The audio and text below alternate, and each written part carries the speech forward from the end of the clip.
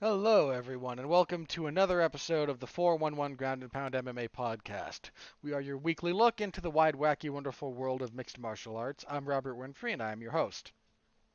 On the agenda this evening, last night, UFC on ESPN 29, a card that kind of got buried. Kind of got buried in the talk of the. Not because it was a bad card. It wasn't great on paper. It was, I can't say great in practice, but pretty darn good. Unfortunately, it was up against a couple of things. It started at the same time as WWE SummerSlam, which was running on a rare Saturday, just as kind of a test the waters idea, I suppose, from the good people over there. And then there was the Manny Pacquiao and uh, Jaynes Ugas. I can never pronounce that guy's first name properly. But the Pacquiao Ugas boxing match, which took place again, all these were running at the same time at one point.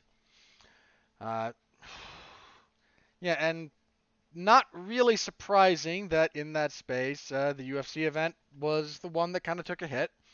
This wasn't a terribly sexy card on paper, but eh, we'll get into the results of that. There were some other events. We'll talk a little bit about some of them. PFL had an event. Talk a little bit about Manny and Ugas. From what I've seen of it, I haven't had a chance to watch the whole fight yet, but I've seen a chunk of it. So we'll talk, and then next week, UFC on ESPN 30, which is doubling as the finale of this season of The Ultimate Fighter, of which I have watched exactly nothing. I have no interest in it. But the main event for this card, boy, this card suffered some setbacks, didn't it? Yeah, they lost a wow. Boy, did they lose fights. Sorry, I'm looking at some of the stuff. We'll get to the specifics. We will absolutely get to the specifics on that one. And then just whatever else kind of came about in the news. A few things came up. The UFC cut a few fighters, not really surprising. And Miesha Tate talked about fighter pay a little bit. So I have some thoughts on that because uh, I hate beating the drum because I always wind up saying the same thing. But the way this came about, I think, raises a slightly different point of contention that needs to be discussed a little bit. So hopefully it's not just the same old script coming out of my end on this one. But that is on the agenda this particular evening. So before we get too much further, if you would please like, comment, subscribe, rate, tell a friend, tell an enemy, tell a stranger. I don't care. Now that would all be very much, any of that is very, very much appreciated. Uh, guys, I hate saying it. I I know you hate listening to it too, but if you would please, that helps out a lot. It really, that sounds stupid, right? It really does, but it helps the algorithm, and there are entities, business entities and otherwise, that track that stuff, and that helps. It does. It really helps grow the show. So any of that that you can do to help out is much appreciated. I thank you very much in advance for that. All right, let's jump into last night, UFC on ESPN 29. Your main event, Jared Cannonier defeats Kelvin Gastelum via unanimous decision, 48-47 across the boards. That was my scorecard as well. Cannonier wins rounds 1, 3, and 4. Gastelum, I believe Gastelum. Yeah, so Gastelum took 2 and 5. The first round I thought was a little bit close, but Cannonier, Cannonier taking it doesn't is correct. What do you say about this fight? Gastelum remains a guy who has a lot of tools, and on the right night is a championship caliber fighter. But there's just not really any consistency there, fight to fight. It's something he keeps struggling with, man. Um, he put in some good work here. He had a couple of really nice. I mean, Gastelum's game is not. Uh, it's not fancy. Gastelum does the basics, and he does the basics really, really well. And that's not an easy thing to do, and he deserves all the credit in the world for it. And he had some good punching combinations that he landed. He got dropped in the third. Cannonier was switching stances a bit, mostly orthodox, but he would switch. And he dropped Gastelum with a really nice right hook out of the southpaw stance that sat him down. But Gastelum's head is a cinder block, man. He bounced right back up and got back to work. They had a good fight. Wasn't great. Wasn't, in my estimation, wasn't your fight of the night even. I don't think they gave out a fight of the night for this card, which is an absolute travesty. Just because, well, I don't want to get too deep into that. The UFC released, or Endeavor rather, released their first quarter, I think it was their first quarter earnings, or their most recent quarter for 2021, and the UFC continues to make money hand over fist. I shouldn't say ironically enough, but somewhat pursuant to that, Endeavor, with all the money the UFC brought in, which was a large number, Endeavor itself still posted a loss of like $200 million. Now, operating at a deficit is something businesses do all the time.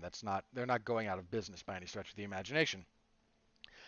But it does sort of, the UFC at the moment is kind of keeping that whole enterprise afloat.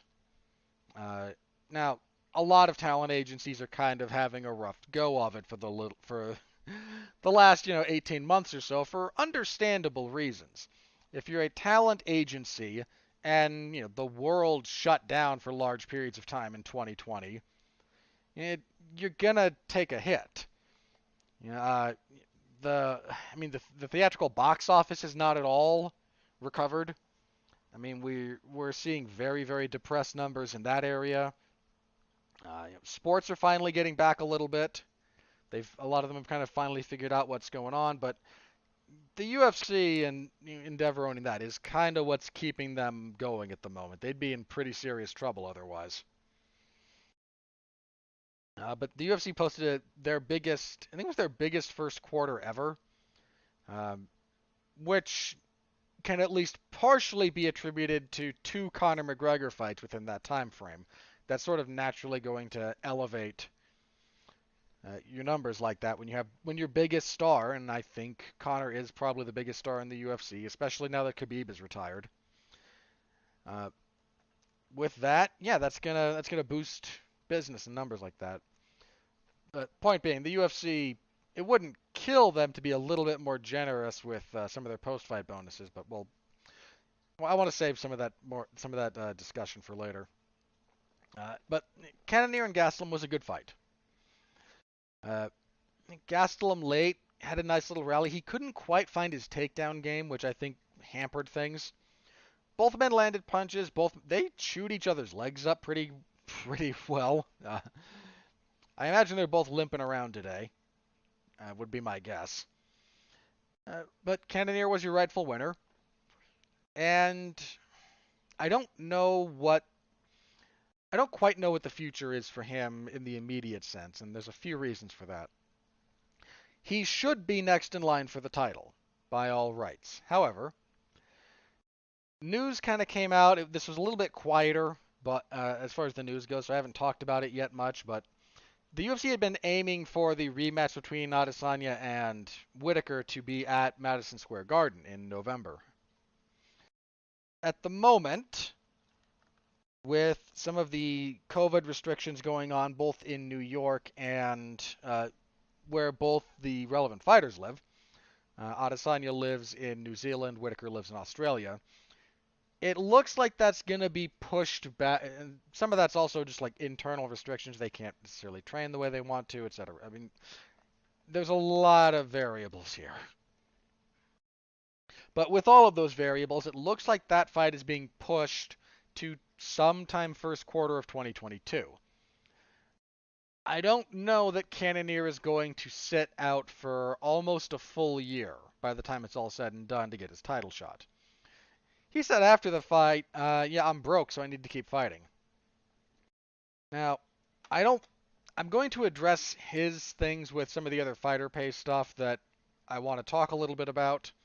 So I'm not going to get too deep into that right here, but if he's, I don't know who would be next for him. Now, we do have a few, I mean, it's a fight that Adesanya wants. So so Cannonier's in a good spot for a title shot. It's just the timing that's going to wind up being awkward.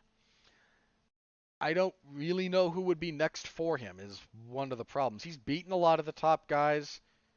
What do the rankings look like right now, actually? Because he was I think he was 3 coming into this. And I'm going to confirm that.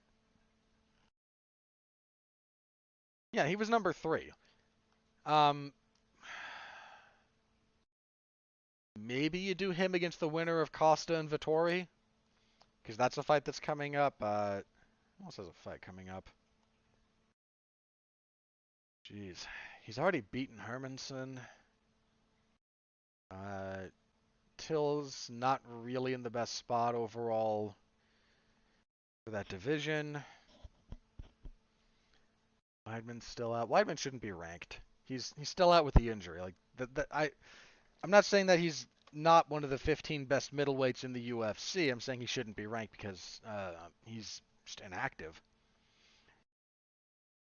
Maybe you could. He hasn't fought Costa or Vettori, so maybe the winner of that fight.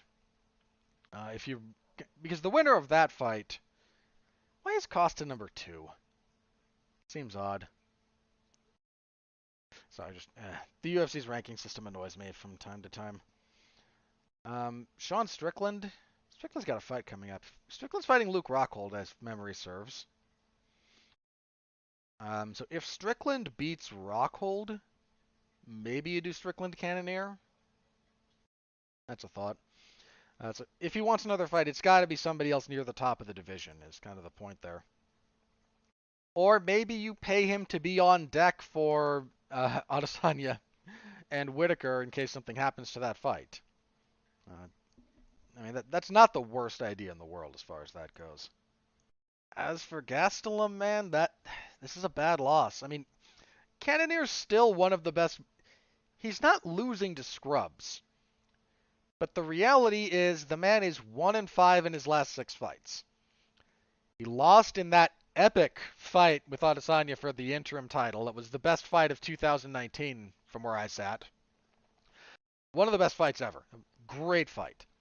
Drops a split decision to Darren Till. Maybe could have gone his way, but he still dropped it. Gets tapped out by Jack Hermanson. Beats Ian Heinisch to really kind of salvage his run at that moment, because 3 losses in a row is 3 losses in a row. I don't care that even if they're against that level of opposition, it's not good. Then he drops a 5-round unanimous decision to Robert Whitaker that wasn't close. I mean, those were all 50-45 scores in that fight, if I'm not mistaken. Yeah. Drops all 5 rounds against Whitaker. Now, you can correctly say that Whitaker is, at worst, I think at worst, Whitaker's the second best middleweight in the world. I don't especially care what Big John McCarthy has to say about how Mousasi would school him on the ground. I don't buy that. If we're talking like pure jiu-jitsu, maybe, but we're not, and Whitaker's very difficult to get down. He's almost impossible to hold down, and Mousasi is faded. Even the best version of Mousasi against this version of Whitaker, I would pick Whitaker handily. The point being, Whitaker, second best middleweight in the world at worst, if not his rematch with Adesanya, I am so looking forward to that fight. And here he loses to the number 3 contender in the form of Cannonier. So you look at all those guys, current champion, Darren Till, but that was split, so you can maybe hang your hat on that. The Hermanson one is a bad one, especially because he was submitted. Then Whitaker and now Cannonier. These are all... I mean, his only losses at middleweight in the UFC are Chris Weidman, Adesanya, Till, Hermanson, Whitaker, and Cannonier. That's That is a lot of top-end talent in that division. Kelvin Gastelum's career. I mean, I'm not gonna say he's had the stiffest UFC run through the UFC because I don't think he has.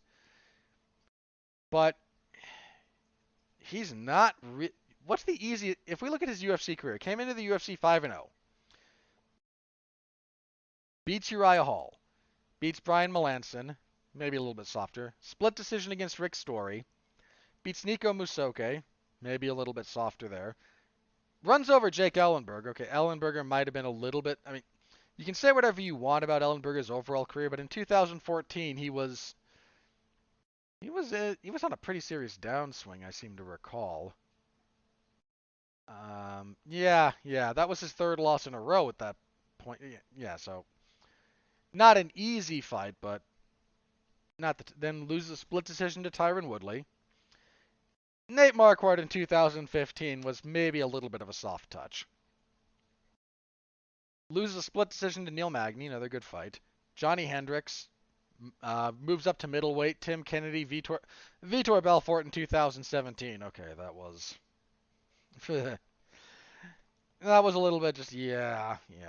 Then Weidman, former champion, beats Bisping, beats Jacare, another split decision, but I thought he had that one.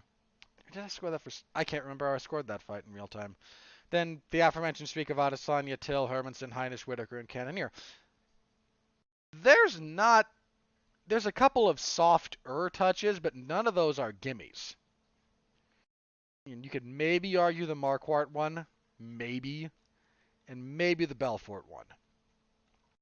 But apart from that, I mean, even when you look at some of his early UFC careers, guys like Nico Musoke and Brian Melanson, you may not remember them, and they weren't around the UFC all that long, but at that time, Gastelum doesn't even have 10 professional fights. So he's fighting an appropriate level of opposition, and both of those gentlemen had success in the UFC at that point, I believe. Double check Nico.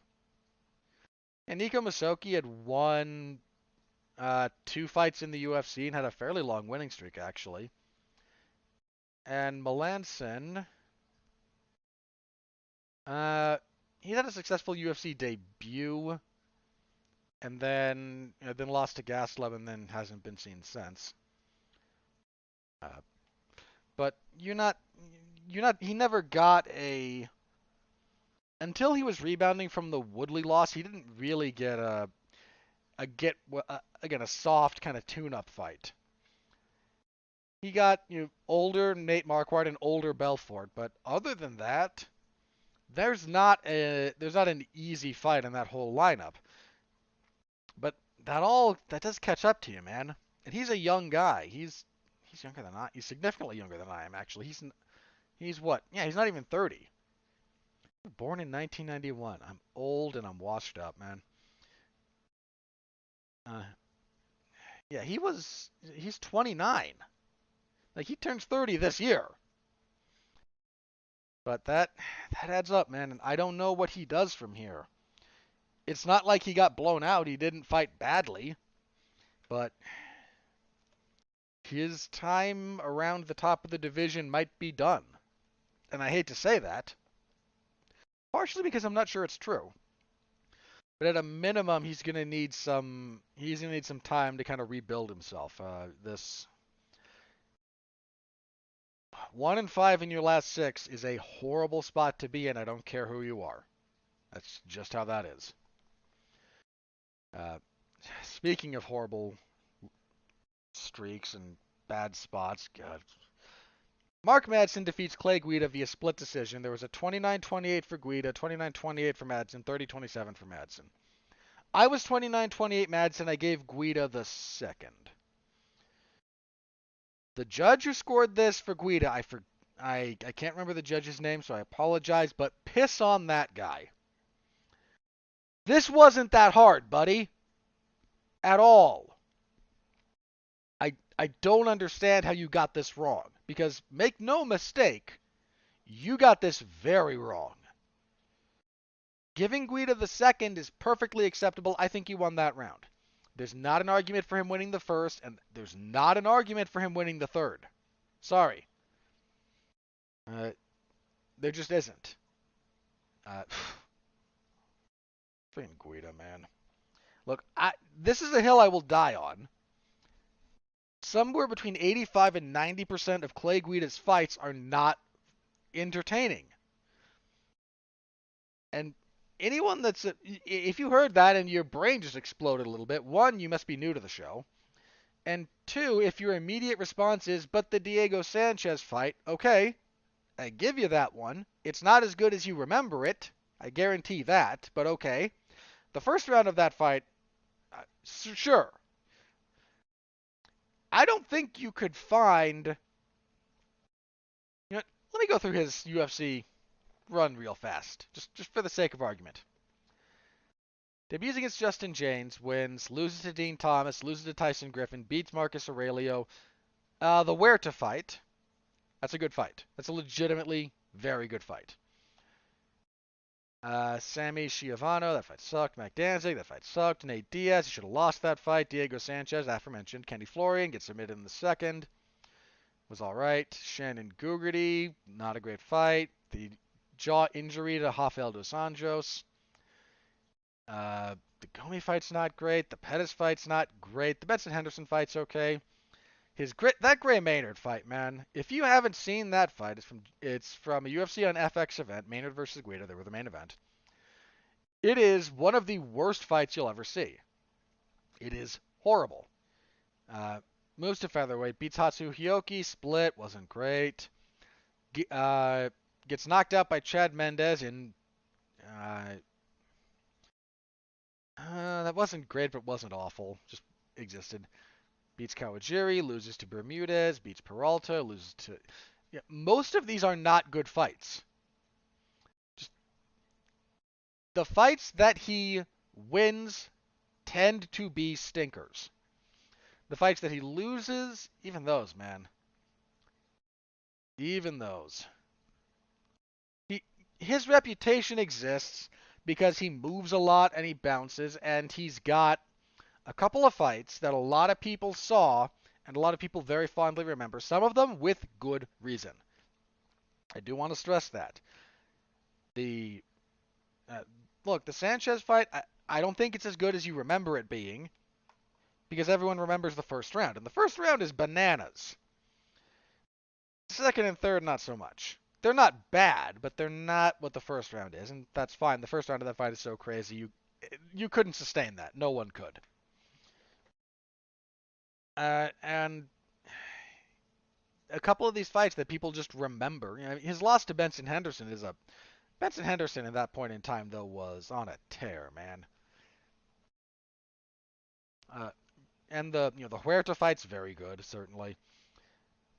You get just a couple of these fights that people remember fondly, and they kind of just forget, conveniently, all the crap. And he's also got a penchant for...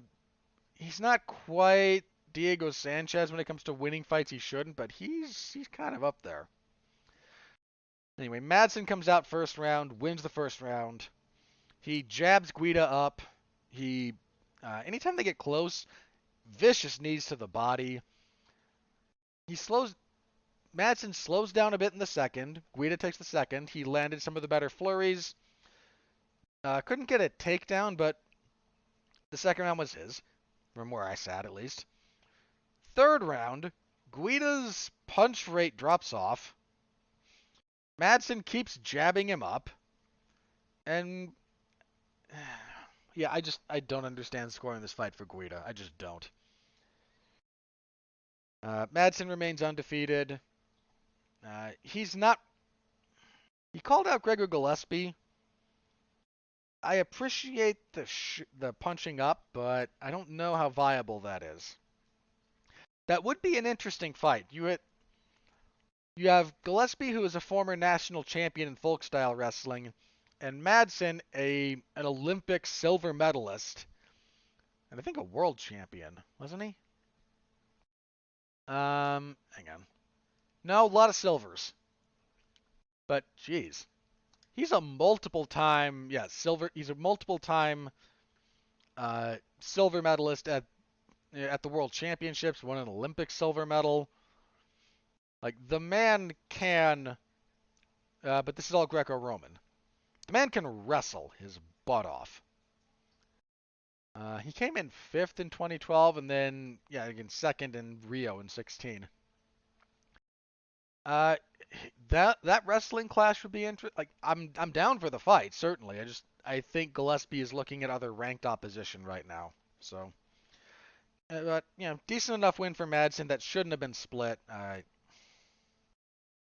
Really shouldn't have been split, man. Don't know what that judge was watching. At heavyweight, Parker Porter defeated Chase Sherman via unanimous decision, 230-27s, 129-28. I think I was 29-28. I'd have to double check, but this, eh, this was your typical sloppy heavyweight fight where neither guy packs enough power after the first 3.5 minutes to actually put somebody out. So they hit each other with calf kicks, and they kind of land some punches, and they move, and just rinse and repeat. Decent enough win for Porter, I suppose. Sherman is kind of a one-round fighter at heavyweight. Not that what he does after that not that he doesn't have the cardio for 3 rounds, but whatever he does in the first round, he just can't seem to sustain it, and that's a pretty big problem. Uh, one of the surprise stories. Trevin Jones was supposed to fight someone else. He was supposed to fight. Well, okay, this fight started out as Mana Martinez and Jesse Strader. A week before the event, Strader pulled out and was replaced by Trevin Jones. Martinez pulled out during fight week, and in steps the Uzbekistan native, Said Yakub Kakramanov.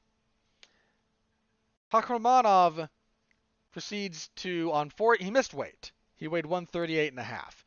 I will forgive this man because on about 4 days' notice, he flew in for. I think he does most of his training out of somewhere in the United States, but he was in Uzbekistan with family. Flew literally across the world to be here on time, and on that short a notice, look, given those circumstances, I will forgive that man in this instance because everybody gets one.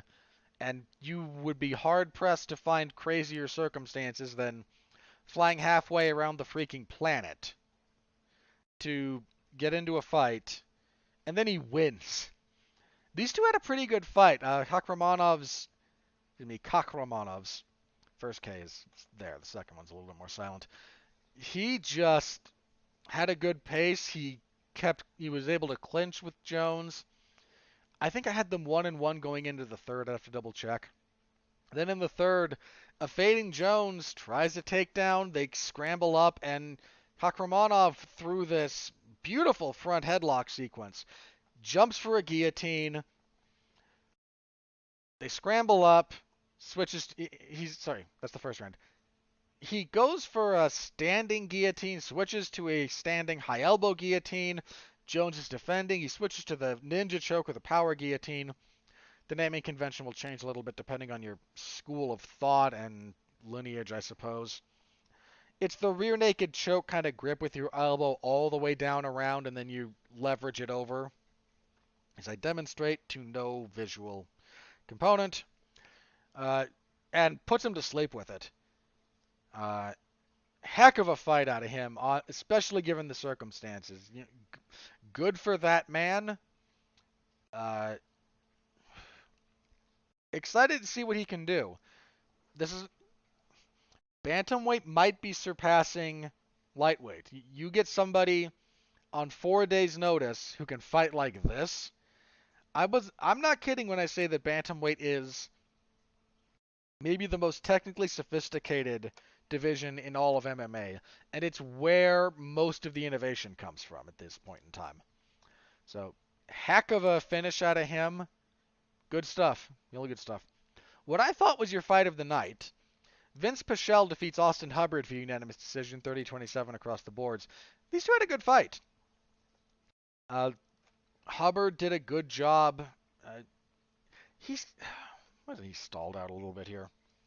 He got taken down a few times, which is a bit of a rarity for Hubbard. He's got good takedown defense normally. Pichel was just kind of able to force him into this gritty, ugly fight, and that's where Pichel thrives. And good win for Pichel, who his lack of activity has kind of kept him under everyone's radar. I mean, if you don't remember, for a long time, Pichel was famous for one thing and one thing only. His UFC debut, when he fought Rustam Khabilov, and Khabilov knocked him out in the first round with suplexes. That's not a joke. If you haven't seen that fight, look it up. He hits him with a series of like German suplexes, the last of which knocks Pichel out. Now Khabilov is not even in the UFC anymore, and Pichel is on a 3-fight winning streak. Just one of those things, man, would not have expected. Coming out of that fight, would not have expected Pichel to last longer in the UFC than Khabilov did. I mean, Khabilov, jeez. Yeah, he's out of the UFC now. I couldn't remember when he fell out of the UFC, but yeah, he's out at the moment. He is set to debut in Bellator later this year. No, solid win for Pichel, man, who's still just chugging along. And kicking off the main card, Alexandre Pantoja defeated Brandon Royval via rear naked choke, 146 of the second. Great fight. High-paced fight. Pantoja was able to to get inside of Royval, get around to his back, and force these prolonged grappling scrambles. Royval is just, that man does not sit still on the ground. Unfortunately, in the second, for just long enough, he couldn't stop the hooks. And once Pantoja got the hooks in, he started fishing for the choke. He got it. He was able to force the tap. Pantoja should get the next title fight, which is interesting because Pantoja has defeated current champion Brandon Moreno not once, but twice. He defeated him. Has it twice? Or were they counting? Yeah, they're counting the tough. They were both on the season of The Ultimate Fighter where they were trying to find a challenger for Demetrius Johnson. I don't count that officially, but they did fight there, and he did submit Moreno with a rear naked choke. They fought in the UFC in 2018. Pantoja taking a pretty wide decision. Yeah, there were two 30-26s and one 30-27 on that scorecard. I forget how I scored that. I'd have to go back and look it up. But, Moreno has grown leaps and bounds since then. I don't know how. My inclination would be to lean towards Moreno in a rematch. But Moreno in that second fight with Figueiredo might have just had, that miracle night. Not to say he couldn't beat Figueiredo anyway, but you rewatch that fight, and it's magic for a fighter when everything clicks. When everything is clicking. That fight for Brandon Moreno, everything was clicking. And I don't know that he'd need that same kind of, miraculous performance to, I shouldn't say miraculous, that same kind of very, very, peak performance to beat Pantoja the way he did to beat Figueiredo. But my inclination would be to lean towards Moreno at this point, but I would not be shocked if Pantoja beat him again. So that's probably your next title fight, and I'm down for it. I know Figueiredo's he's going to be a little bit salty. He wanted an immediate rematch. There was no reason to give him one. There was nothing controversial about his loss. Not a darn thing. You didn't want to have to fight Brandon Moreno again. You shouldn't have kicked him in the groin in your first fight. And because if he doesn't get that point deducted, he wins that fight. It's still a great fight, and maybe they do an immediate rematch anyway because the fight was that good. That certainly has happened in the past. But you left that door open, buddy. That's on you. So we'll probably get Pantoja and Moreno. I am down for that fight, certainly. As for Royval, he's good. He's just young, man. I mean, he's not that young actually. He's 29. I mean, 29. He's not even 30. I don't know why that suddenly became old to me. Uh, he's still a little bit. There's still some stuff that's got to get ironed out, but he's got time to iron it out. That's 2 in a row for him though. His next fight's kind of a must-win. Anyway, that was your main card. As for the prelims, Austin Lingo defeated Luis Saldana via unanimous decision, 29-28 across the boards. Saldana took the first, landed some wicked body kicks, man. I mean, he hurt Lingo to the body a couple of times. I think that was the other thing about Kakhramonov and Jones was Jones got hurt to the body. I think that was the case. I'd have to double check. Anyway, Lingo endured a tough first round, and Saldana just couldn't keep up the pace, and Lingo takes the second and third rounds non-controversially. Bantamweight Brian Kelleher defeated Domingo Pilarte via unanimous decision, 30-27 across the boards. I actually gave him a 10-8 in the first. It was a borderline one, but I thought it was deserved. Pilarte just off his back was close guard, try to work it, and just kind of got controlled and smashed from there. Let's see. We opened this card with 4 consecutive finishes. The bodies were dropping. One of those, at women's bantamweight, Josiane Nunes defeated Bea Malecki via knockout. Nice left-hand punch, 4:54 of the first. Okay, if you're a tall fighter in the UFC, and Bea Malecki is a very tall bantamweight, very long bantamweight, I would like you to do something for me, personally. Watch several Stefan Struve fights and understand that he's doing everything wrong about fighting like when you're that much taller than your opposition. If you have that kind of physical advantage, you have to fight to it. And Malecki didn't. She kept letting Nunes get inside and then eventually tried to exit the pocket with her hands down and got clobbered. Yeah. See, light heavyweight William Knight defeated Fabio Charant via knockout punches. Hit him with a nice little, just kind of check left hook backing up that face planted him. 3:58 of the first. Your knockout of the night, if they gave that out, and you're certainly a knockout of the year contender. Ignacio Bahamondes defeated Roosevelt Roberts with a spinning heel with a wheel kick.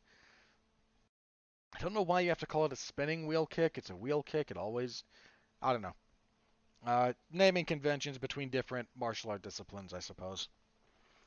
4:55 for the third. Beautiful knockout. And Bahamondes was on his way to winning that fight anyway, but nice move. They both came out of a clinch southpaw. He does a nice little step through in reverse, switching his stance, drawing Roberts to kind of keep circling to Roberts' own right. To Roberts' own, his own right. And that just moves him right into the wheel kick. Lovely finish from Bahamondes. And kicking everything off, Ramiz Brahimaj defeated Sasha Paletnikov via rear naked choke. Technical submission here put him to sleep. 2:33 of the first. Once this hit the ground, Brahimaj just passed guard, got the full mount, got the back. Fairly academic stuff at that point. Your performances of the night, there were 4 of them. Pantoja, Bahamondes, Knight, and Nunes. No real objection to that. I would have given Pichel and Hubbard a fight of the night, but maybe I'm just a big softy. So that was that event. All in all, a solid night of fights. Yeah, not great, but it started out hot. Pretty much every one of those first 4 fights is worth your time if you can find them. Then your main event was good. Madsen and Guida was all right. Porter and Sherman was sloppy crap. It wasn't a bad night of fights. It's just between Pacquiao and the WWE running an event, there was just not a lot of oxygen. There are some people who don't like the fact that MMA has a lot more in common with pro wrestling than it does with boxing in some respects, but it's true. I don't think the audience crossover is necessarily what it used to be in that respect, but they still kind of operate in similar spaces, and especially if you're trying to talk about generating buzz online, uh, not a lot of it for this event. If you're, following the MMA people, the right MMA people on Twitter, you got all of it because that's how you can curate your Twitter experience. But yeah, there was just a lot of other stuff that was getting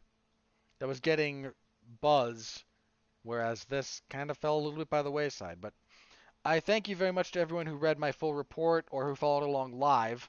I know there was at least one of you. I want to thank you, sir. I assume, sir. I apologize if that's incorrect, but I feel okay making the assumption and just apologizing if I'm wrong. Uh, for kind of trying to work in the comments section a little bit. I appreciate you a lot, so thank you very much. Yeah, so you can find that in the MMA zone of 411mania.com if you want to read my round by round play by play coverage. So thank you very much. I appreciate all of you for that. All right. Hey, before I move into my preview, let's talk a little bit about some of the other combat sports stuff from the week. Let's start with the PFL. Uh, because we had a couple of things. One, Kayla Harrison, God, Kayla Harrison killed somebody, which is kind of normal for her. That woman is a beast. That one is just a beast. Unfortunately for the PFL, they lost what little drama they might have been able to squeeze out of this season as far as the women's lightweight tournament goes. The other half of the bracket, Larissa Pacheco was over there, and Pacheco had she took Harrison the distance in the previous tournament, lost pretty clearly, but survived all 5 rounds, and had done pretty solid work throughout the tournament thus far, and to the extent that there was intrigue, it was in seeing those two fight again. Unfortunately, Pacheco, for her semifinal fight, missed weight pretty badly. Uh, to the point where her fight was called off, someone else stepped in. Uh, yeah, missing weight at women's lightweight, that's never going to be a good look. Uh, just, oof, it's never good. So, it's fully expected that Harrison will now just run over this without issue. I mean, she was probably going to steamroll Pacheco anyway, but Larissa Pacheco was also, I think, pretty easily the second best fighter in the tournament. So there was a little bit of intrigue there. Now, yeah, nothing. Uh, Kayla Harrison's going to collect another $1 million check from the PFL without issue. The big question as far as Kayla Harrison goes is, what's next for her? Will she stick around the PFL after this season, or will she move over to Bellator or the UFC? Now, she's proven she can make 145. She did so at an Invicta event and left her poor opponent. She left a crime scene in that cage, man. She brutalized that girl. Uh, but she could potentially fit into either Bellator or the UFC if she's able to consistently make 145. There are fights for her in both organizations. If she goes the Bellator route, the obvious fight is with Cyborg. And they started kind of sniping at each other a little bit. Whereas in the UFC, I don't think you could throw her right in there with Amanda Nunes. I think you would want one fight to introduce her to the UFC audience. But that's not really out of the question. There's a bunch of...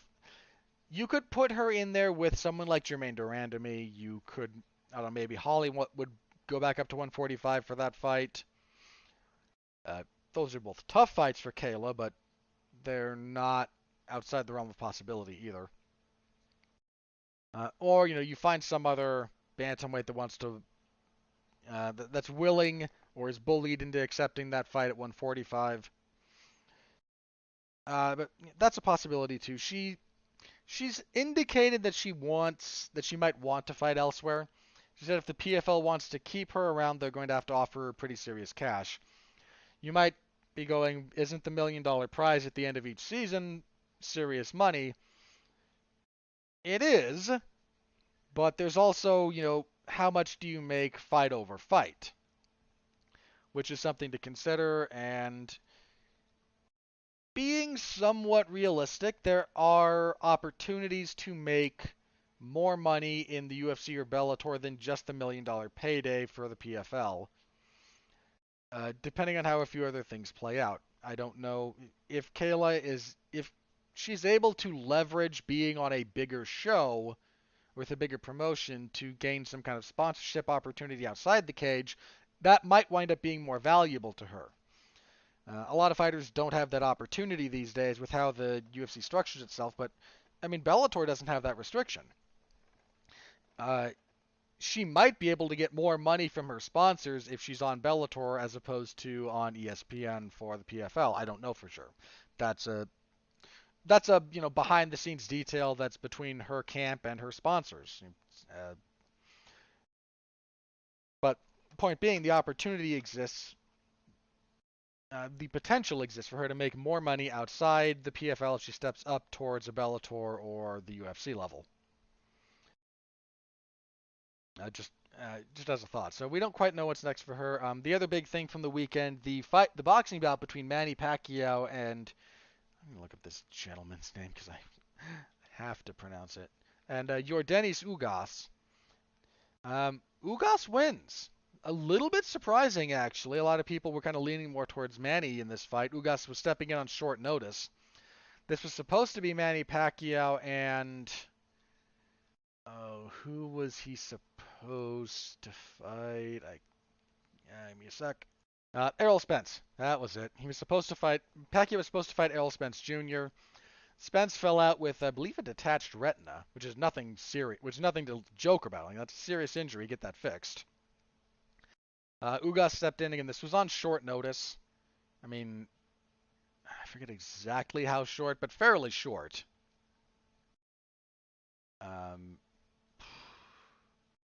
We're talking less than a month, I seem to recall. Anyway, Ugas wins a unanimous decision. 116, 112 twice, and then 115, 113. What again, I haven't been able to watch the whole fight. I have no problem with Ugas winning based on what I've seen. And looking at what other people said who watched the whole thing either live or after the fact, the right man seems to have won here. There's now a lot of talk about Manny Pacquiao retiring. I don't think that's been confirmed, but I want to double check.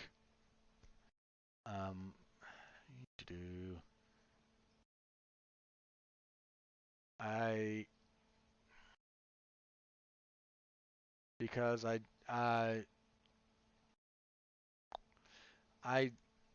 mean, the man's old. Geez, how old is he, man?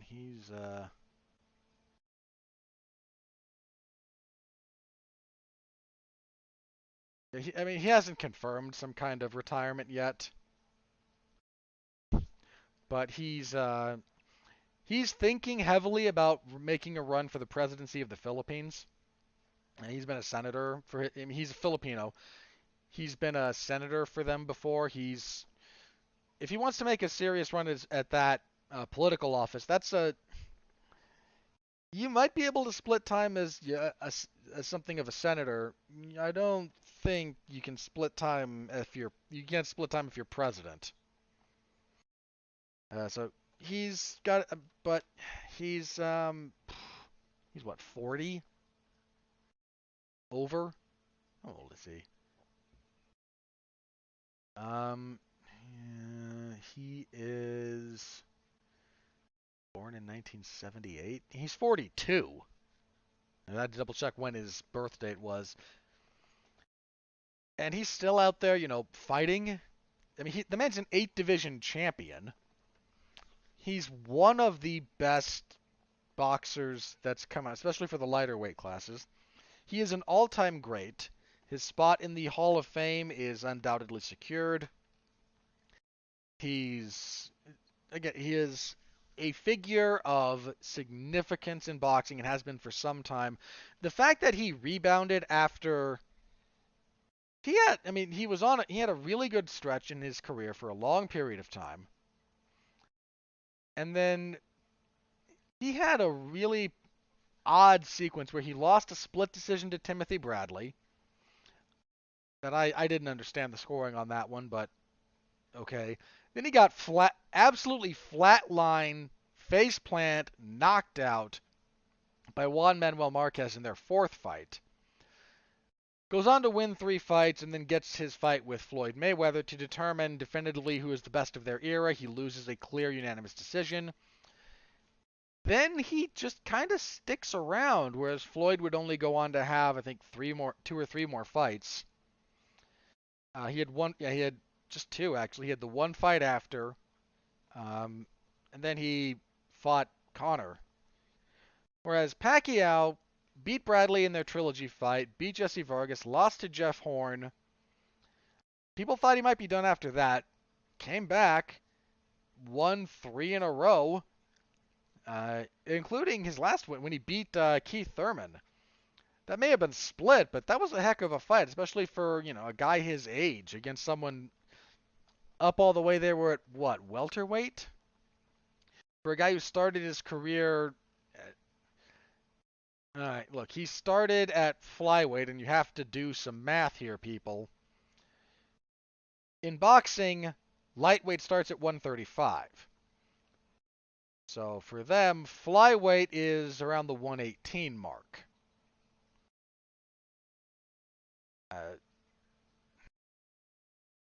So for him to start there and then fight all the way up at welterweight for boxing is around 160, something like I forget.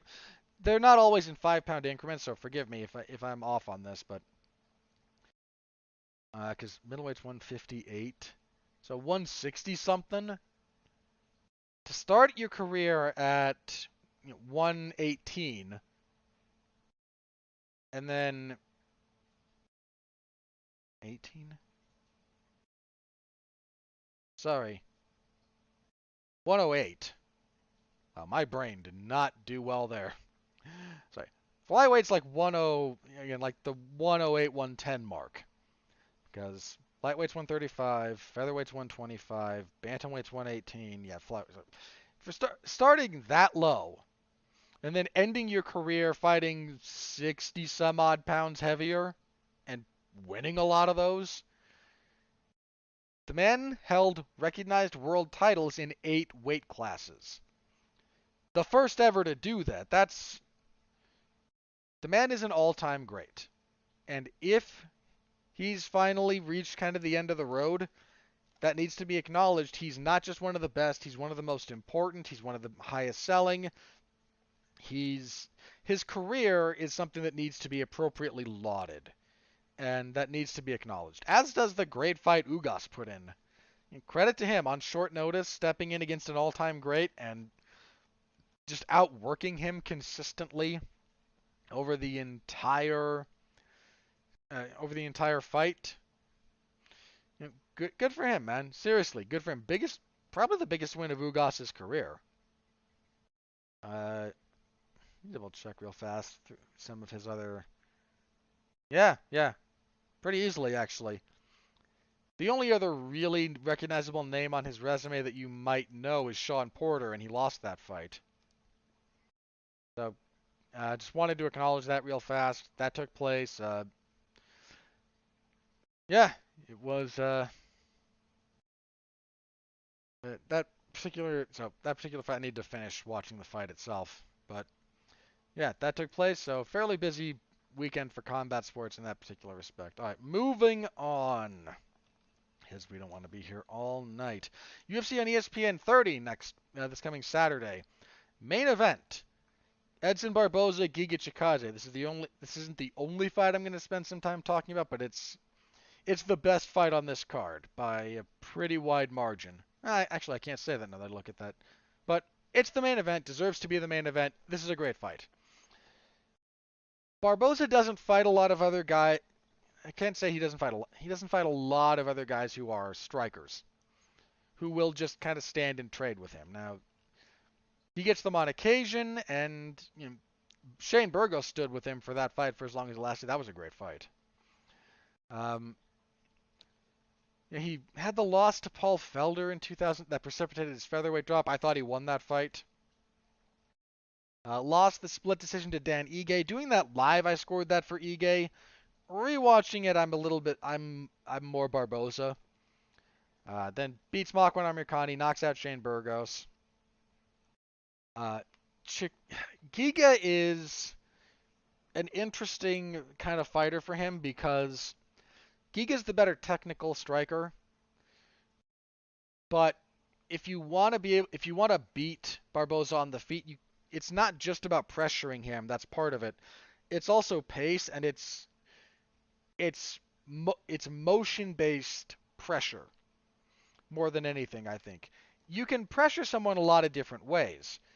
You have to stay in Barboza's face. You can't let him settle, and you can't let him find a rhythm. Now, that's not easy, and it's dangerous, and you're going to get hit.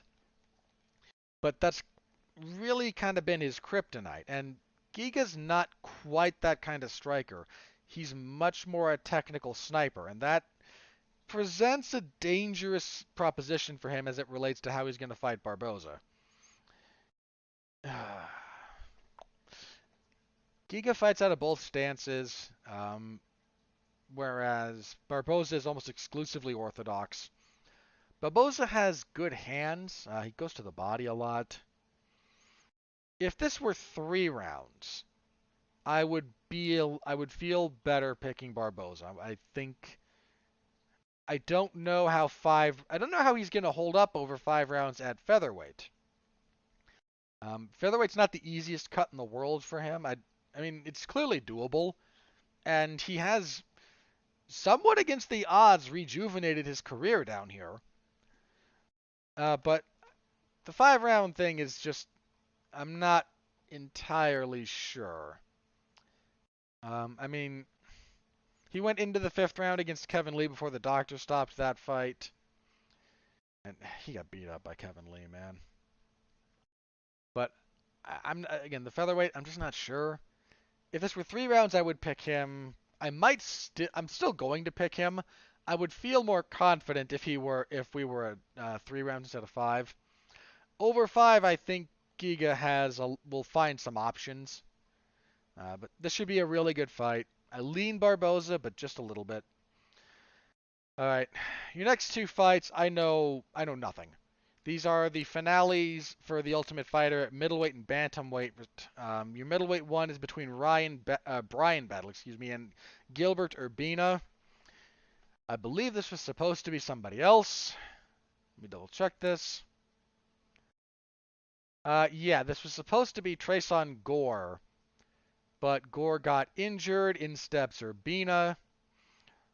I don't know. I haven't seen a single solitary minute of The Ultimate Fighter because I don't want to. I don't enjoy it. If you do, Godspeed and party on. I'm not judging you.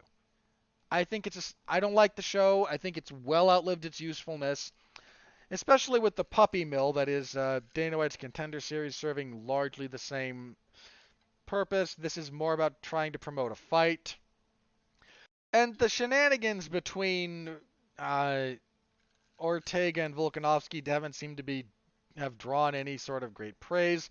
Apparently, they came out of this disliking each other more than when they went into it, though. So, I don't know. I haven't seen anything, so I don't know anything about this fight. I will pick Battle just because he was supposed to be there, but that means nothing. And at bantamweight, Ricky Tersois? I don't know how he pronounces that. And Brady Highstand. I think this was the original event, the original fight between those two. We'll see if that holds up. Again, I know nothing. Flip a coin. That would tell you as much as my analysis would. I know nothing of these two gentlemen.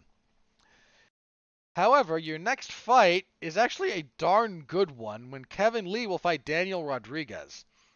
This was supposed to be a different fight. This was supposed to be Kevin Lee and Sean Brady, which is also a great fight. I'm sad that fell out, but Brady, well, they were supposed to fight originally. They were supposed to fight at a different event. It got bumped to this one after Lee had an injury. This time Brady has an infection injury, so another medical reason, and Rodriguez steps in. This is a serious test for Lee. Kevin Lee has been a little bit up and down. I mean, the poor man is stuck between weight classes in some respects. If there, he would kill to get a 165-pound weight class in. He was last seen losing to Charles Oliveira via guillotine choke after missing weight again. My inclination here should be towards Kevin Lee. He's a dominant wrestler. He's got a lot of athleticism and a lot of natural fight. He's got decent power, good kicks. Again, his grappling, his back taking, it's all great. His ground and pound is solid. I think the size difference is going to be a bit of a problem here.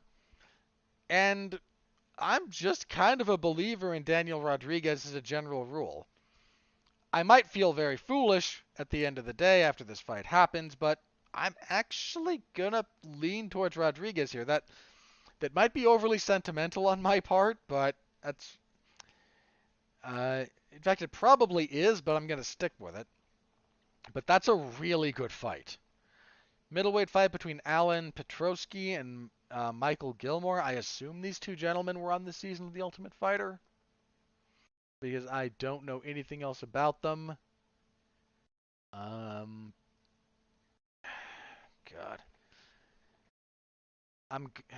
Yeah, I need to know. I can just see if they were. Yeah, these two are both from... these two are both from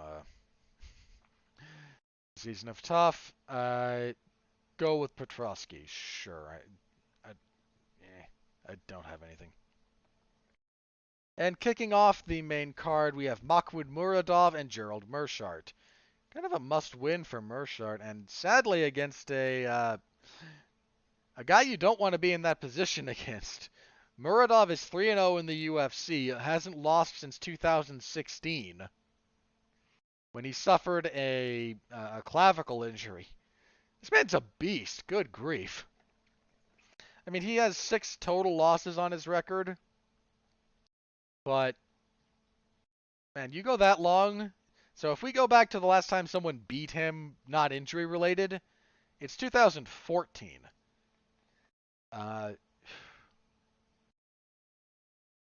Whereas Meerschaert, he beat Bartosz Fabinski. He choked him unconscious.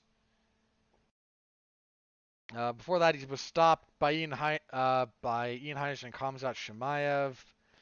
With those via strikes. Kind of thought he should have won the Eric Anders fight. That was a split decision. I mean, I'm picking Muradov here. And I feel pretty safe in that pick, actually. That's your main card.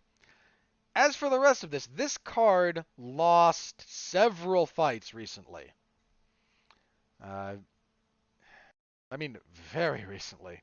So what we have announced for the moment for the rest of this, a middleweight fight between Sam Alvey and Wellington Turman. This is do or die for Mr. Turman, who has gone 1-3 in the UFC, and it should be do or die for Sam Alvey, who hasn't won a fight since 2018 when he beat John Vellante via split decision.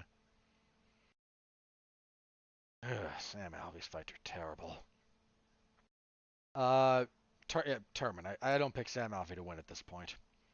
Light heavyweight fight between Dustin Jacoby and Darren Stewart. Stewart... he lost clean to Anders in their rematch. He should have beat Kevin Holland, though. That was a bad call by the refs that night. Jacoby had a split draw with Iwan Kutelaba. Hadn't lost in the UFC, though. I'll pick Jacoby. And a featherweight fight between Jamal Emmers and Pat Sabatini, lean Emmers. But also currently announced, but not with a bout order, J.J. Aldrich and Vanessa Demopoulos? I believe that's Demopoulos, assuming she's Greek. That should be pronounced Demopoulos or something close to that. Anyway, this was supposed to be J.J. Aldrich and Tracy Cortez. Cortez pulled out. Alessio Di Chirico and Abdul Razak Al Hassan. This was supposed to be Al Hassan and Antonio Braganedo. Braganedo pulled out. In steps Di Chirico. And Guido Canetti versus... He was supposed to fight Mario Bautista. This, however, we don't have an announced replacement for him yet. We'll have to see if they go with that. We were supposed to get a fight between Sarah McMahon and Ketlin Vieja. However, McMahon aggravated some kind of injury. She's out, and Vieja is being targeted to fight Miesha Tate, main eventing some fight night in the future. We were supposed to get Kevin Kroom and Marcel Rojo.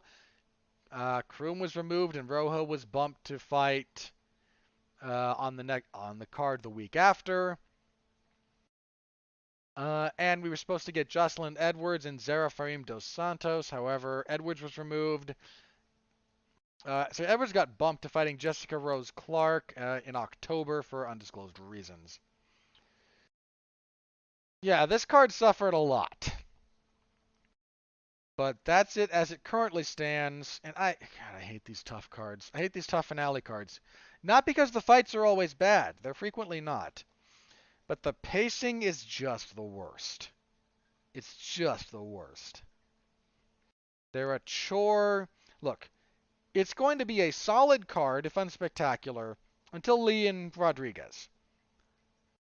Then the whole event is gonna die for about 90 minutes for the tough finale fights.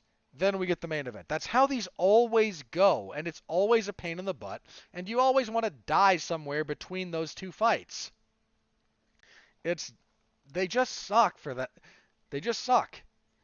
And even if the fights are good, you just don't care because any momentum and any motivation you had for being excited for the rest of that card is dead after hype pieces and commercial breaks and a hype piece and a commercial break and then the fight, and maybe the fight's just a bunch of clinching because both guys want to win and neither guy wants to embarrass themselves, and then we get a commercial break and then a hype piece and then a commercial break and then the fight, and just, you see what I mean? Without fail, I've covered some non-tough finale cards that were dogs, that were long cards. I have been here for the 7-hour fight cards. And they suck. They really suck. They're drags, man. They're just drags. These tough finale cards are, without fail, some of the least. They're just drags. They have the highest percentage, highest probability of just dying in the middle of them. And it always sucks. It almost always sucks. We'll see if this one breaks the pattern, but they're just not good they're not well-paced events. They're just not. They never are. We'll see if this one changes that, but yeah, that's kind of where I stand on that. But Saturday, I will be covering it in the MMA Zone of 411mania.com, so stop by, say hello. I always appreciate it. All right. Let's talk fighter pay for just a minute or two here. Miesha Tate did an interview. I forget the outlet, so I apologize for that. But in this interview, she mentioned that of her $200,000 paycheck from the UFC for her return fight, 98% of it is gone. And this kind of dovetails a little bit with Jared Cannonier going, I'm broke, so I have to keep fighting.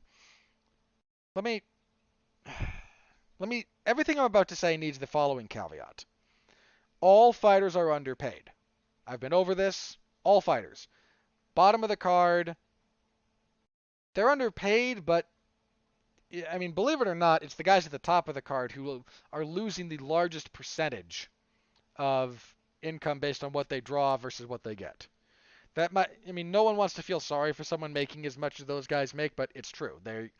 They are more underpaid than the fighter debuting in the UFC, fighting for 8-8 or 10-10. I think 10 or 12, 10-10 and 12 or 12. I think is a bit more the standard rates these days. But point being, look, Conor's underpaid. I've said this. I'm not a fan of Conor McGregor, but that man has generated record-setting revenue for the UFC. And I guarantee you he is not paid commensurate with what he draws for them. Dustin Poirier is underpaid. Uh, John Jones is underpaid. John Jones has been underpaid his entire professional career. I guarantee it. Oh, but he said he makes, around 3 million. I think he made around 3 to 5 million a fight. Yeah, John Jones, I don't care. Look, I'm not asking you to feel bad for the man, but if you look at what he draws for the UFC relative to what he is paid, he's underpaid. He draws more money for the UFC than most of the people fighting on the undercard. The guys on the undercard are still underpaid. I mean, the UFC, the crypto people are paying the UFC a lot of money. The fighters see none of it. ESPN is paying the UFC a boatload of money every year. The fighters see none of that. Unless you want to argue the trickle-down theory, and I'm not going to have that debate with people. I'm just not. All we have to do is look at other similarly structured sports enterprises. NBA players, NFL players, baseball players, even hockey players. I have to double check on hockey, but if you look at all of these other, and I bring them up because that is how the UFC structures itself, not because there's a one-to-one comparison in terms of anything else. There's not. There's a lot of reasons for that. But all of those players get around 50% of the television rights fees. Now that has to be split up between everyone in the league, obviously.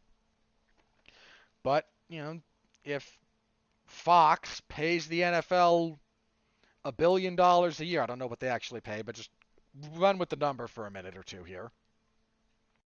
If Fox pays the NFL $1 billion a year to air their games, about half of that is then split between every player in the NFL.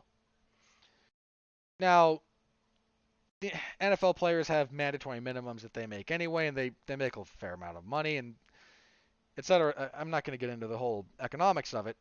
Point being, ESPN pays the UFC however much hundreds of millions of dollars they do per year, and the fighters see not one red cent.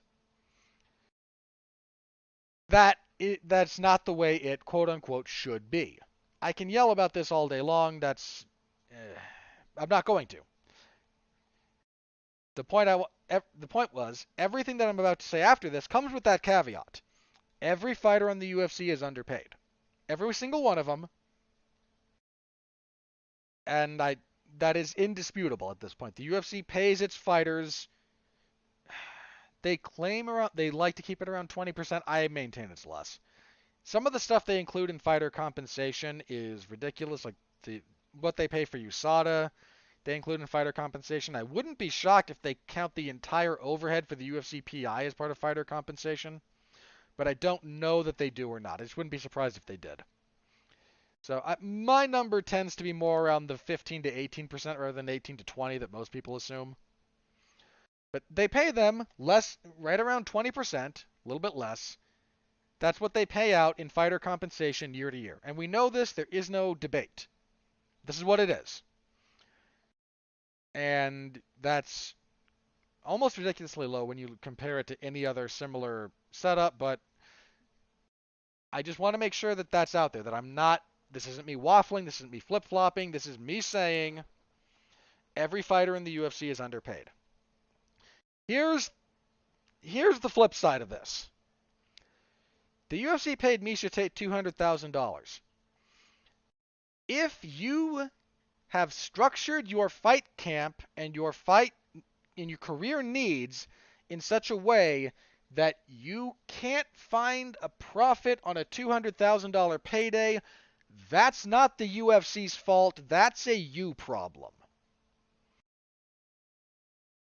Now,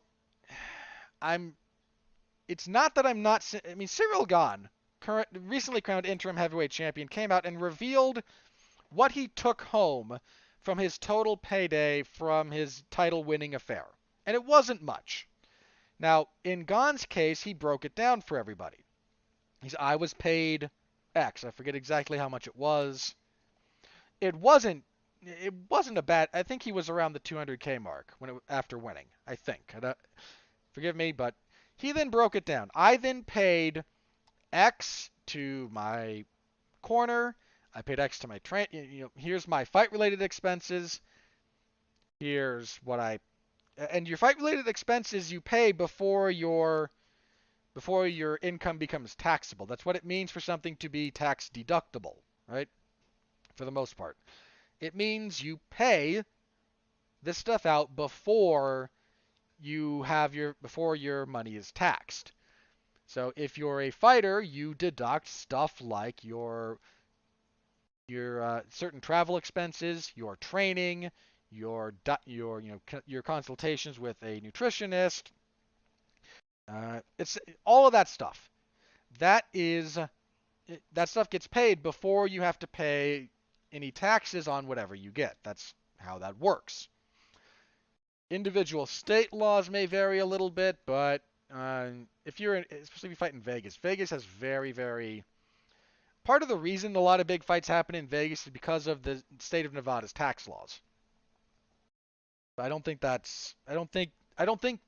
this issue that Misha had came about because of fighting in the state of Nevada. Whereas fighting in different states, it's a little bit different, but that's why some guys don't like fighting in New York. Just throwing that out there. But if you're not structuring your career and your camps, etc., in such a way that a $200,000 payday is profitable for you, the UFC is under zero obligation to structure your career. That's not on them at all. If there's no mystery about what you're getting either, as far as this goes. I mean, there is some about whether or not you get your show and your win or not, but if your contract says you're getting 25 grand for your fight, which is sadly low, but point being, contract says you're getting 25 grand. Maybe you're 25 and 25. But I'm making $25,000. If you can't structure your career, your expenses, your camps, your everything else, in such a way that that $25,000 is a net positive for you, that bit of financial literacy is on you, not the UFC. If Misha's inability to properly manage a $200,000 payout is not a UFC problem. Some of her problems in that case might not even be solved with a higher payout because so much of this becomes percentage based. A lot of managers and trainers, some of this is down to your relationship with your manager and your trainers, and that will vary wildly from individual levels. Some trainers take specific numbers at different points in your career in terms of rather than taking percentages. By the time you're dealing with a Miesha Tate, someone on that level, a trainer takes a percentage, not a flat number for the most part. This is a very kind of loose rule here. And it is variable depending on, fighter and trainer to fighter and trainer. But that they take percentages. So if they paid Miesha $1 million, her trainer's still taking the same percentage that he took, right? That is kind of the long and the short of it there. But the UFC does not.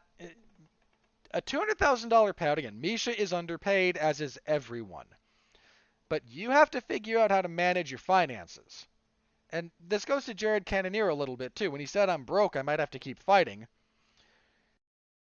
He's underpaid. They're all underpaid. Again, got to stress that. Here's a slight bit of flip. Here's a little bit of a flip side for that for you for Cannonier. Cannonier fought twice in 2019, was out for over a year before fighting Robert Whittaker, and then was out for just under a year before fighting Gastelum. The UFC, now, if they had a specific deal where fighters got a percentage of the TV rights, that would certainly help. Something they should have. I'm not going to be... right? That exists. The UFC only pays you to fight. Which does mean if you don't fight, you don't get paid. And even if you got a percentage, even if 50% of what ESPN pays the UFC was divided equally amongst all the 550 fighters on the roster. I don't know that's how many, but that's a good around somewhere between 500 and 600, usually closer to 5 is where the UFC roster is as a general most of the time. So I'm going to say 550 to split the difference. Take half of whatever the UFC is paid by. I don't remember the number, but for the sake of argument, let's call it $200 million. Take $200 million, divide it by 550, you get that every year, whatever that number happens to be. All right, if you want to do the math, do the math. I don't care. The UFC pays you when you fight, not when you don't fight. Even if you got even if you got a chunk of the rights of the television fees, you would still not be paid for you would still not get anything extra because you need to fight. And Cannonier, look, he broke his arm in the Whittaker fight. I'm not saying he should have risked even more serious injury, but if you fight once a year, your finances are going to hurt. That's just kind of how that is, unless you make a higher base number. And that's also true of the NFL. You know, believe it or not, I don't know how many of you might be aware of this. The NFL pays its players once a week after the game. When you're in the off season, NFL players aren't paid by the team / NFL. They get paid.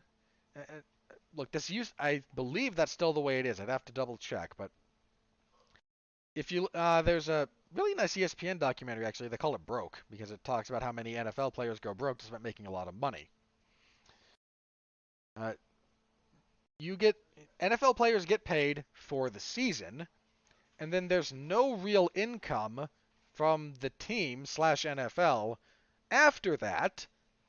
So, I mean, that doesn't mean they're not making money in the off season. Any of them that have sponsorships, that will keep coming in. Any merchandise deals that they have, that tends to be a little bit more of a year-round thing. But whatever the NFL pays you per game, however much money they sign you for per year, that tends to come, again, like in weekly paychecks during the season, not every month for the year. So even in a sport where there's much higher money to be made and you get it from more diverse sources, there is still that limitation. You are still being paid to perform a specific activity. You have to perform that activity to get paid. You fight infrequently, you're going to get paid infrequently. That's just the way it is.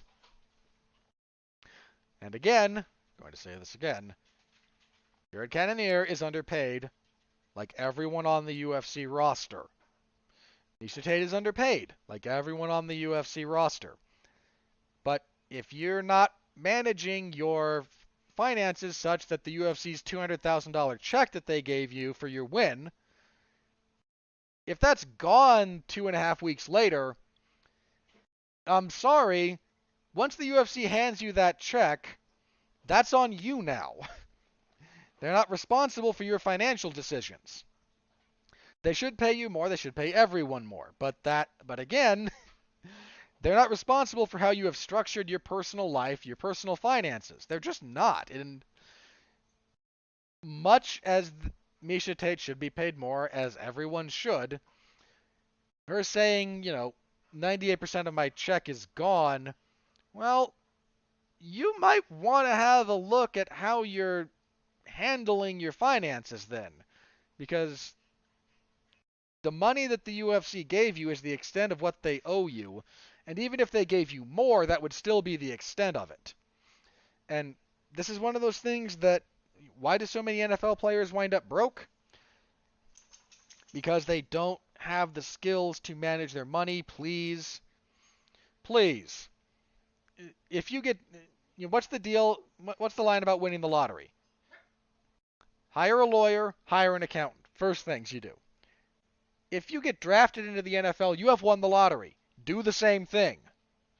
And then listen to the accountant. If you're in the UFC, at the moment, a lot of people might be hanging their hats on, well, if only I got more money. I'm not saying more money wouldn't be nice, and I'm not saying they shouldn't get it. I think they should. I've laid out that case plenty of times. But you ultimately have to be able to manage and handle that money, otherwise it doesn't mean anything. Otherwise, having more is not going to fix your problem, it's only going to exacerbate it. So, just wanted to throw that out there since the fighter pay discussion came up again.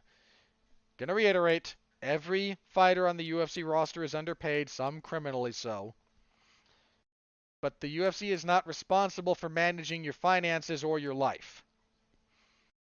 If you're struggling to make a check for $200,000 work for you, a chunk of that is the majority of that is on you needing to manage your finances. That's just how that is. The UFC should be paying you more as a matter of principle because they should. They absolutely should, but they're not going to because they have not been forced to.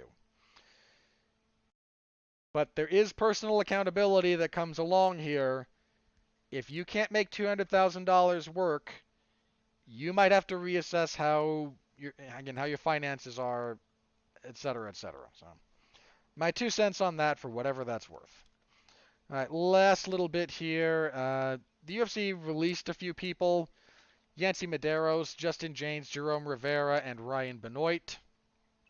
Medeiros had been around for a while. It had some exciting fights. Benoit seemed like a fairly game flyweight, but they'd had some losses lately, as had Justin Jaynes, who had a decent enough UFC debut, but fell off after that. It sucks, it does, but that's also kind of the nature of the beast here. People get cut from sporting endeavors all the time. I don't, I feel bad for those guys. Medeiros was an action fighter, but ultimately you have to win at some point. I think that's everything. Let us check Twitter one more time, and then if nothing else is broken, we will get out of here. Nope. Nothing new in the combat sports world is broken while we've been recording, so what do we have for plugs?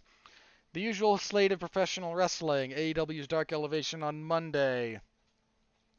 If MLW releases something on Wednesday, I will cover it. If not, that will continue to be a day off. WWE SmackDown on Friday on the heels of SummerSlam. And the returns, not just the returns of Becky Lynch and Brock Lesnar, but they're going to be on SmackDown. Becky squashed Bianca Belair, and I laughed, man. This is not the venue to discuss my relationship with professional wrestling, but so I'm not going to. But I laughed. Becky squashed Bianca Belair to become the SmackDown Women's Champion. Brock showed up after Roman Reigns beat John Cena and stared down with Roman and then beat John Cena up after the pay-per-view went off the air. So Brock and Roman is potentially interesting, especially with Paul Heyman being stuck in the middle between those two. Becky, I don't know. The SmackDown Women's division is such a mess right now. It's such a mess. But they're both going to be on SmackDown, apparently, so I don't know which of them will be appearing. If either, I imagine Becky will, but I will be covering that on Friday. And Saturday, UFC on ESPN 30. So all that is on 411 Mania in either the wrestling or MMA zones as is appropriate for the context. As for other stuff, last week I hosted actually the TV party for the Disney Plus series Loki. So if you're interested in, that was me, Alexis Hana, David Wright, and Andrew Graham. We had a nice little roundtable discussion about that particular series, the good, the bad, the otherwise. So you can listen to that. That is over on the W2M network. Or you can type in TV Party Tonight in wherever you find your podcasts, and it should pop up. So you can find that. We over on the W2M network, they are re-airing the Long Road to Ruin Hellraiser Part 1 and Part 2 that I and Sean Comer did. It was a lot of fun, so you can listen to those. That's from in the Wayback Machine. Later this week, on Tuesday, Mark Radulich and I will be talking some anime because I like to torture him with it. On the plus side, I did find a great one. Unironically, great anime. We'll be talking about Odd Taxi. That should be fun. And I think that's it for me on the podcasting front. We'll be back here next week where we will review UFC on ESPN 30 and preview UFC on ESPN Plus 49 when Derek Brunson will fight Darren Till. What else is on that card? Khalil Roundtree and Modestas Bakauskas. Yeah. Show me something good. Show me something good. Show me something good. Paul Craig was supposed to fight Alexander Gustafsson. Gustafsson fell out. That sucks. What do we got? Something good. Something good. Something good. Gotta be something good here. Okay, light heavyweight actually. Magomed Ankalaev and Volkan Oezdemir. That's a very relevant fight for 205. That's a pretty good fight. Paddy Pimblett is supposed to make his UFC debut against Luigi Vendramini. Charles Jourdain and Lerone Murphy, maybe. Bit of a sleeper pick there, but okay. So we'll have a full breakdown and preview of that event next week. I hope you will all be back for it. Until then, I thank you all again very much for tuning in. It means the world to me that people listen to this show. Especially now that I do it solo, for the most part. Knowing that there's people out there listening is a giant boon to my mental health, quite frankly, at times. So I thank you all very much. I will see you next week, and until then, stay safe out there and continue to be well, be safe, and behave.